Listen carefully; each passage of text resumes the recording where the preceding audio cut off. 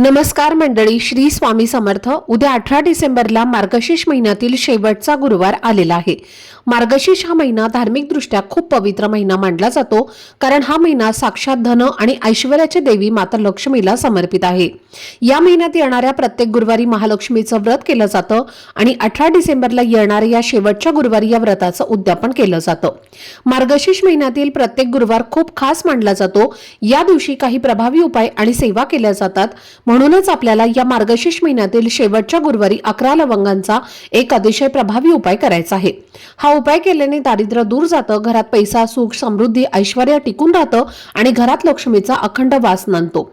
त्याचबरोबर आपल्या मनातल्या सर्व इच्छा पूर्ण होण्याचा मार्ग देखील तयार होतो। तर हा 11 लवंगांचा उपाय नेमका कसा करायचा, कोणत्या वेळेत करायचा, याबद्दलची संपूर्ण माहिती मी एका व्हिडिओमध्ये दिलेली आहे।